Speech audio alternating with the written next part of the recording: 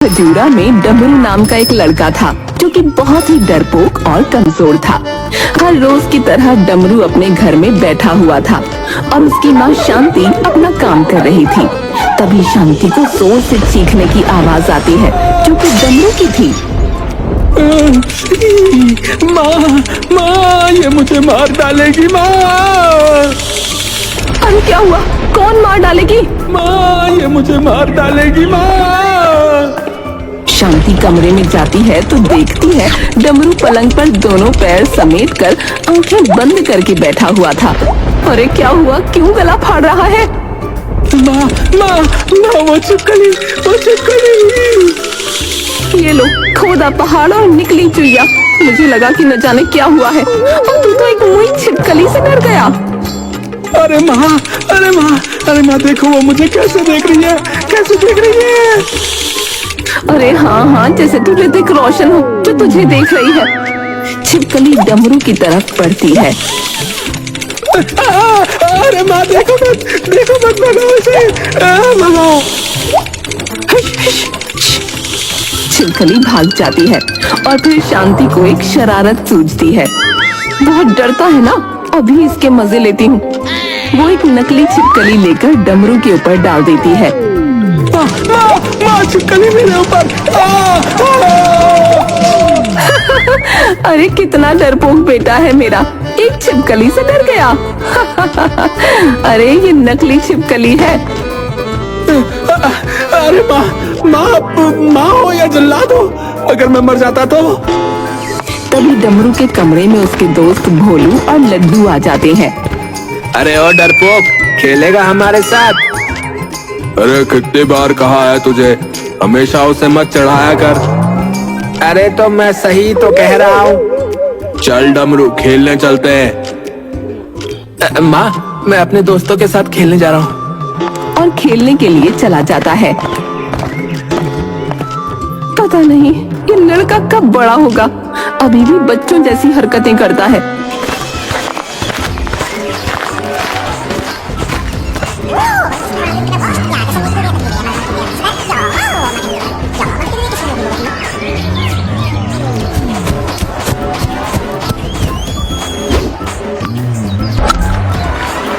डमरू और उसके दोस्त क्रिकेट खेल रहे थे और डमरू फील्डिंग कर रहा था और भोलू बैटिंग।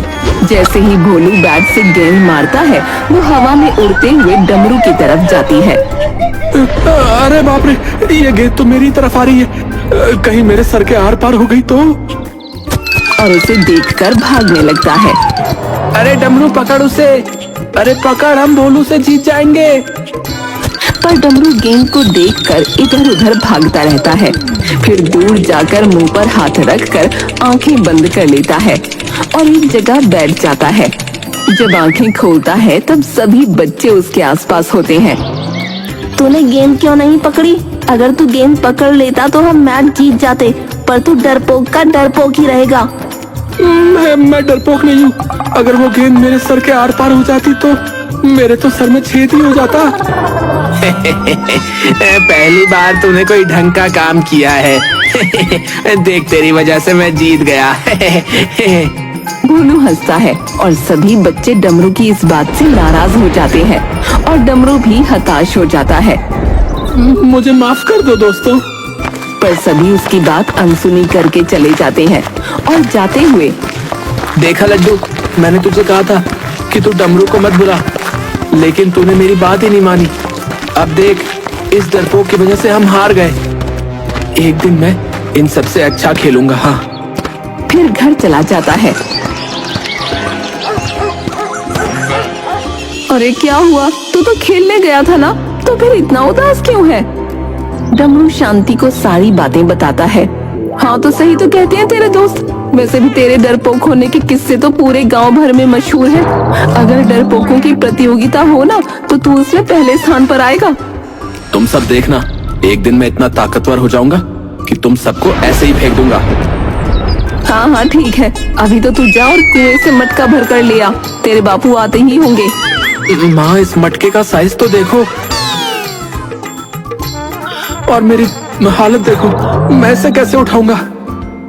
अच्छा बेटा, अभी तो सबको ठोक कर फेंकने की बात कर रहा था और अब इस मटके को नहीं उठा पाएगा। अब बातें मत बना और अब जल्दी से जा। डमरू मटका लेकर चला जाता है।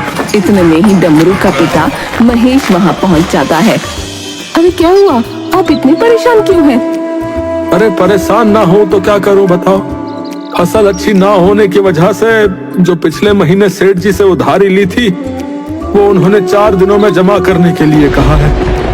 पर उन्होंने तो 1 साल का वक्त दिया था ना। हाँ, लेकिन अब वो अपनी बात से मुकर रहे हैं। तो किसी ने कुछ ना कहा? अरे सभी लोगों की बहुत बहस हुई उनसे, लेकिन क्या करें, पैसे के आगे कोई किसी की सुनता है भला। हाँ, बात तो आप सही कह रहे हो, लेकिन आप क्या करें? बस वही सोच सोच कर पहले दिमाग खराब हो रहा है। एक काम क्यों नहीं करते, शहर में बड़े भैया से कुछ पैसे ले आओ। वो तो घर के ही आदमी हैं, उन्हें तो हम कभी भी पैसे लौटा सकते हैं। हाँ, बात तो तुम ठीक कह रही हो, पर मुझे खेत पर अभी बहुत काम है, मैं नहीं जा सकता। और अब तो किसी पर भरोसा भी नहीं रहा जिसे मैं पैसे लेने के लिए भेज दूं। तो डमरू को भेज दो, अब तो वो बड़ा भी हो गया है। महेश कुछ देर तक सोचता है, तभी बाहर से मटका टूटने की आवाज आती है। शांति और महेश दोनों बाहर जाते हैं तो देखते हैं कि डमरू पूरा भीगा हुआ था और मटका भी पूरा जमीन पर गिरकर टूट चुका था। अरे ये मटका कैसे टूटा रे? वो मैं मटका लेकर आ रहा था और अचानक से तेज हवा चलने लग गई और ऊपर से मटका भी इतना भारी था तो मुझसे मटका नीचे गिर गया। अरे नालायक, घर का सबसे छोटा मटका भर कर लाने के लिए कहा था तुझे, लेकिन तुझसे वो भी ना हुआ तो किसी काम का नहीं है। तू नालायक का नालायक ही रहेगा। चल अब अंदर जा और कपड़े बदल ले। अरे क्या अभी भी तुम्हें लगता है कि मुझे डमरू को शहर भेजना चाहिए है? हाँ, अब तो डमरू का शहर जाना और भी जरूरी है, क्योंकि आपको तो पता ही है कि वो कितना डरपोक है। अगर हम उसे ऐसे ही घर पर रखेंगे तो वो कभी भी निडर नहीं बन पाएगा। तो मेरे हिसाब से तो हमें डमरू को उसके ताऊजी के यहाँ पैसे लेने के लिए भेज देना चाहिए। आखिर उसे भी तो घर की जिम्मेदारियों का एहसास होना चाहिए ना। महेश शांति की बात सुनकर सहमत हो जाता है। फिर सभी लोग खाना खाने के लिए बैठ जाते हैं। डमरू, तुझे कल जो है शहर जाना है तेरे ताऊजी के यहाँ। अरे वाह, ताऊजी के यहाँ? वाह वाह, बहुत मजा आएगा। आपको पता है पिताजी, ताऊजी मुझसे बहुत प्यार करते हैं और मुझे वहाँ बहुत अच्छा भी लगता है। बस ज्यादा आप खुश मत हो, मैं तुझे वहाँ किसी काम के लिए भेज रहा हूँ। अच्छा, और सुन, वहाँ से 2 दिनों में लौट आना, समझा? ठीक है पिताजी।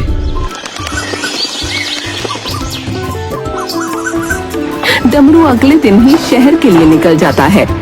अपना ध्यान रखना, पहली बार मैं तुझे कहीं बाहर भेज रही हूँ, और हाँ, होशियारी से जाना। डमरू वहाँ से निकल जाता है। अरे वाह, अब मैं बड़ा हो गया हूँ, इसीलिए पिताजी ने मुझे इतने बड़े काम के लिए भेजा है। अब मैं सबको दिखा दूंगा कि मैं डरपोक नहीं हूँ, मैं अकेला ही शहर जाकर आया हूँ। फिर कोई भी मुझे नहीं चिढ़ाएगा, सब मुझे अपने साथ खिलाएंगे और फिर सब मेरे दोस्त बन जाएंगे। अरे वाह, बहुत मजा आएगा और मैं उस भोलू को भी मजा चखाऊंगा। तभी डमरू को पीछे से हॉर्न की आवाज सुनाई देती है। अरे बाप रे, इतना बड़ा ट्रक और इतनी सारी गाड़ियाँ। अगर मैं इस रास्ते से गया तो गाड़ियों के नीचे आकर ही मर जाऊंगा। इससे तो अच्छा है कि मैं जंगल के रास्ते से ही चला जाऊं। डमरू जंगल के रास्ते निकल जाता है। डमरू इधर उधर देखकर डरते हुए आगे बढ़ता है। तभी उसे बहुत सारे जंगली जानवरों की आवाज सुनाई देती है। अरे बाप रे, मैं तो भूल ही गया था कि जंगल में तो जंगली जानवर भी होते हैं। अब मैं क्या करूंगा? ये तो लोमड़ी के रोने की आवाज है, और लोमड़ियाँ तो तभी रोती है ना जब आसपास कोई भूत प्रेत या पिशाच हो। डमरू बेटा, तू तो गया। जय हनुमान जी, बचा लेना मुझे। जय हनुमान ज्ञान गुण सागर, जय हनुमान ज्ञान गुण सागर, जय कपीस तिहु लोक उजागर। आगे क्या था? आगे क्या था? ऐसे ही डमरू थोड़ा आगे बढ़ता है। डमरू को सामने एक बड़ा सा कुत्ता दिखता है। अरे बाप रे, इतना बड़ा कुत्ता, अगर इसने मुझे खा लिया तो विसर्जन करने के लिए मेरी हड्डियां भी नहीं मिलेंगी। कुत्ता भी भौंकते हुए उसकी तरफ बढ़ता है और डमरू भी उसे देखकर भागने लगता है। भागते हुए डमरू का पैर एक पत्थर से टकरा जाता है और वो एक कुएं में जा गिरता है। अरे बचाओ, अरे बचाओ। और डमरू बेहोश हो जाता है। दो सिपाही डमरू को उठाकर उनके देश के सरदार के पास ले जाते हैं। ये किसको लेकर आए हो? महाराज, ये हमें हमारे राज्य की सीमा पर मिला। महाराज, मुझे तो लगता है कि ये आपके दुश्मन का भेजा हुआ कोई जासूस है। महाराज, आए, हमारे दुश्मन का जासूस? सरदार झुमरा झूम झूम कर बजा देगा इसका तमूरा।